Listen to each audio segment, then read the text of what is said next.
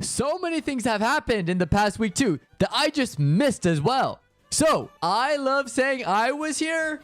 I was here first. I called it. K-pop is on top today because, ladies and gentlemen, have you seen the new K-pop Demon Hunters movie? Oh my goodness, is it phenomenal? I absolutely love the movie to death.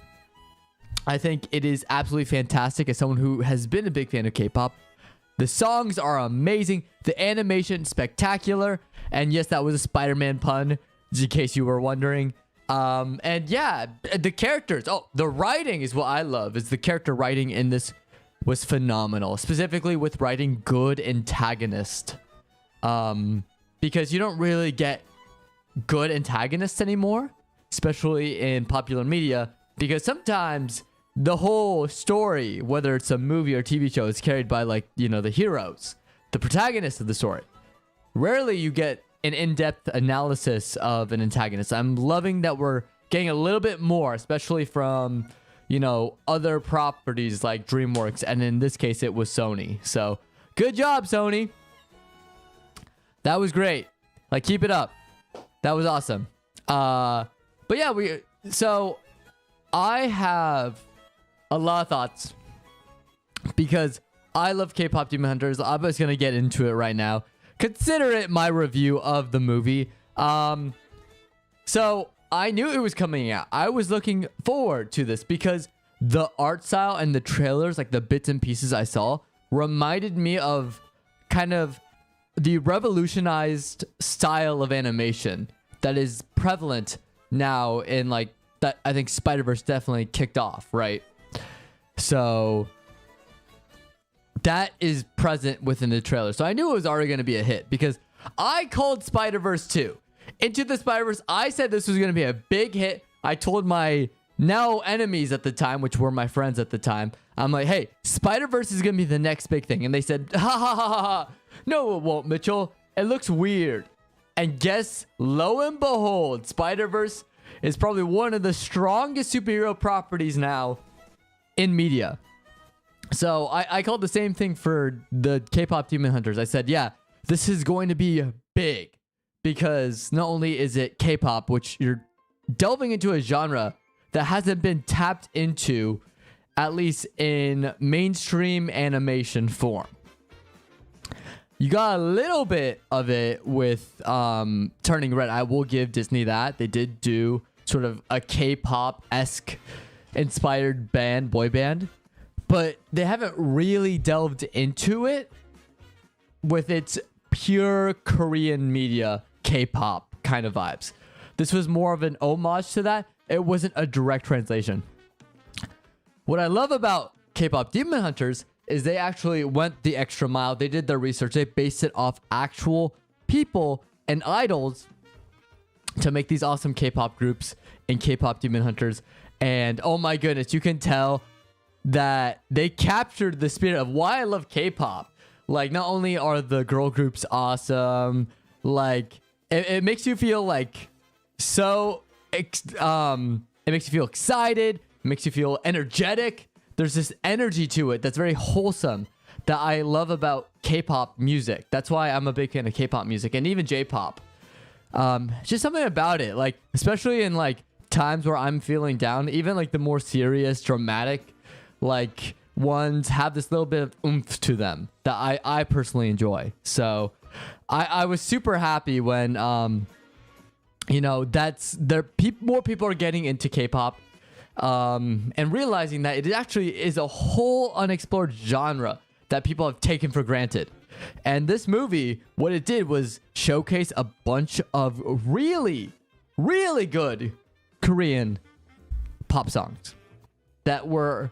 One of them, of course, was Strategy by Twice, which I love Twice. So, I mean, you're already there, right? Twice is awesome. But they do have some original music just for the film. And those, holy shit, dude. That's on a whole nother level. Because my favorite, and this is my ranking if we're going to talk, Free. The duet in this movie. Oh my god, as someone who is the rom-com king, Seyorias, I love my rom-coms, especially when they're done well. And I love it when it's a great dynamic, it's established, and it feels earned and deserved at the end. The relationship definitely does, and this movie absolutely does that. But the duet sells this so unbelievably hard. I love it. It is the best song, in my opinion, in the entire movie.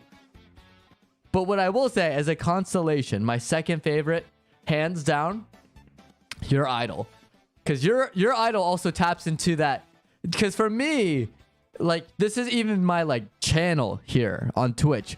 I want to kind of be a force for good in the world and on the online space. So I've always been an advocate for positive masculinity. Like, we always talk about, like, how toxic masculinity pollutes online spaces. And I do think that is a good thing, to call out toxic masculinity when it's very harmful, because the people it affects the most aren't women. Or let me rephrase that. It isn't just women. It's also men that fall prey to this conditioning of men need to be this, men need to be that.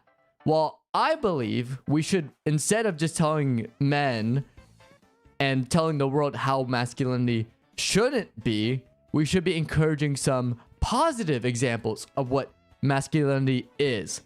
And I think K-pop, for me, is the outlet. As someone who believes in positive masculinity out there, I do believe it exists. And K-pop's just one of them. Because if you look at K-pop, like in Your Idol, even though they're the villains, like, they're cool, but, you know, things in the past that, you know, we look like, oh, men singing, that's like only for women, right? I like to see it as kind of badass, and that's what Your Idol is for me. Is like 5 dudes who are demons singing, and it's like, not only are the lyrics badass, but they look cool. Women are fawning over them, right? It's awesome. Just kind of that feeling of just being cool, right? That aura, as like I mean, another Korean piece of Korean media here, solo leveling, right? Aura farming, right? That's basically what's happening here. Is like, men should strive to aura farm. That's what I want for men. Like, men are like, okay, mister, you want us to be more feminine? I'm like, well, the boundaries of masculinity and femininity are different based on culture, which I think is very fascinating to look at. But I think universally, you look at a dude and you think, yeah, he's cool, right? He's badass. Like, but we've done it before in the past. Look at Indiana Jones. Any guy growing up who watched the Indiana Jones movies, oh my God, we wanted to be Indiana Jones. We wanted to be Luke Skywalker, right? So they exist out there where we admire men. We want to be, like, at least for boys growing up like me, we wanted to be these, like, icons. I just feel like K-pop and K-pop men are kind of in the same vein. Like, I think it should be okay for men to be able to sing, to have high-pitched voices. Because if you look at the start, they sing sort of like a silly song, which Soda Pop, underrated. 4th best song in the entire film. I love my Soda Pop. I love this too. What they do. What is it? It's like this. I love Soda Pop to death. But yeah, like, quite honestly, I think this is what we need, is just more encouraging. Like, you could have something that's like, oh yeah, that's kind of silly, men. It's like, that's not really masculine if you think about what people claim masculinity to be. They're like, yeah, that's not masculine at all. But then you see, you know, the Saja boys at the end with their Your Idol performance, and you're like, holy shit. Okay, that's badass. That's badass, you know?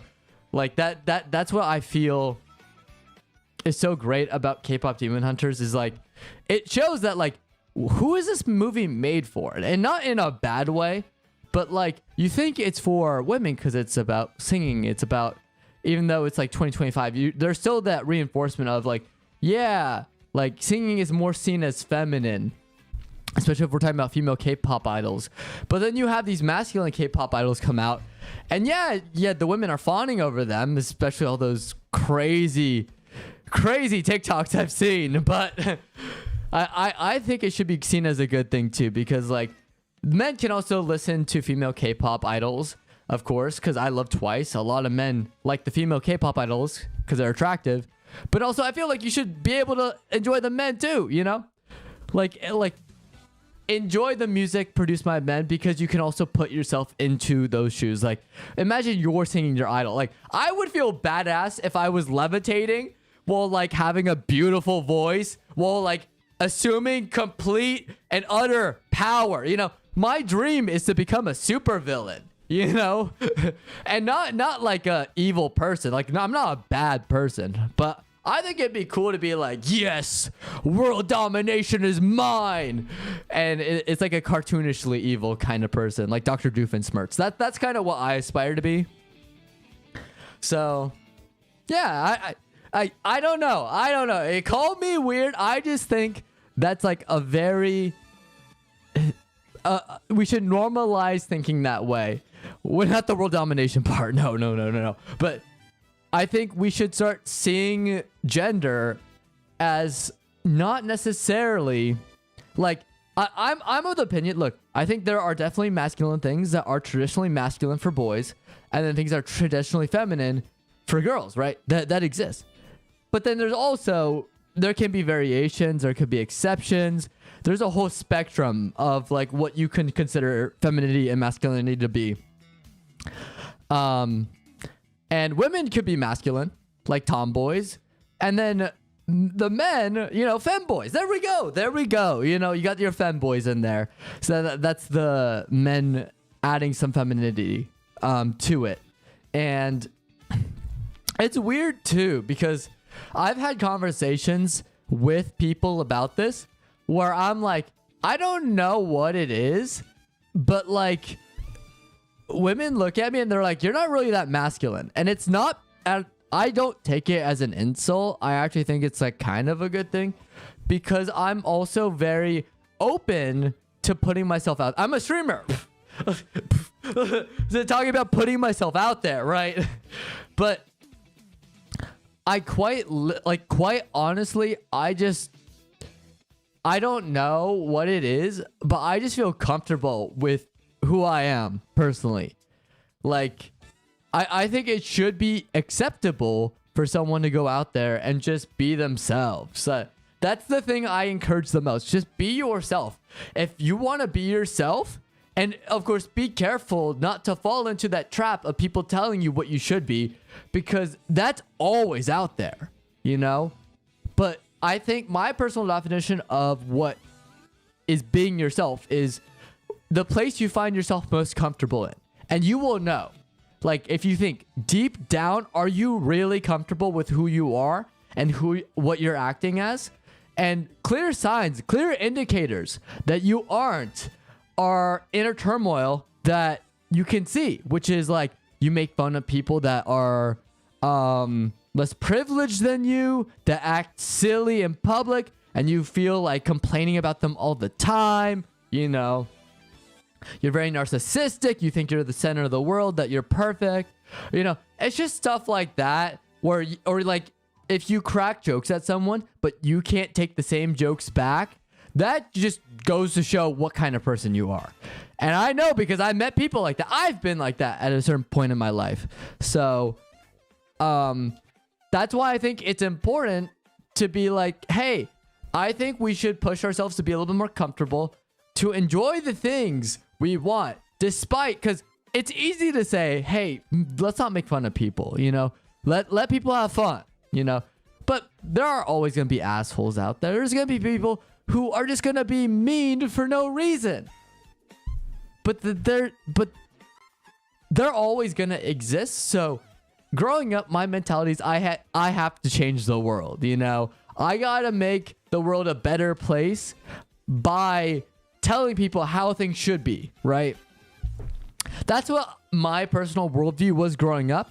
Now, actually growing up, there is nothing you can do to have people change their ways. You know what I mean? You're no longer in school. Like growing up elementary school, teacher tells you not to do anything, everyone listens, right?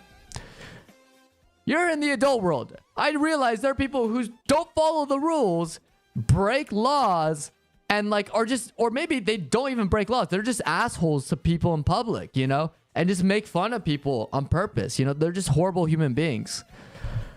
And there's nothing you can do to change their behavior. But one thing I learned, and this is something that I pride myself on, is my new worldview, which is sometimes you got to learn that the thing you can't change is the world. So what is the next best thing? You can change yourself and the people that you surround yourself with. And as long as you have people that support you, that love the same things that you do, where you can feel authentic and comfortable, you can love K-pop. You can love K-dramas. You can love anime. And that is fantastic. I absolutely love it. Because this is what K-pop Demon Hunters reminded me of. Is I went to a K-pop concert when I went to Korea. And it was phenomenal. The vibes were there. Like everyone singing the songs. The music was awesome. And yes, it was a male idol. It wasn't a female idol band. I went to a male idol because I was like, this is the only thing playing and I want to go to a K-pop concert. This guy looks cool. Let's do it. And I went by myself because all my other friends at the time were busy. So, but I still don't regret it. I still think that was one of the best moments of my life. If you haven't been to a K-pop concert, I highly recommend it. Not only will you get great music, but I think some of the people there are just so absolutely lovely. Shout out to the staff, by the way, during that K-pop concert I went to. They were so nice to me. As someone who didn't speak a lick of Korean, someone who flunked his Korean language study, they were so helpful. They helped me and they told me, hey, maybe you're not supposed to do that. I'm like, oh, I'm so sorry. So yeah,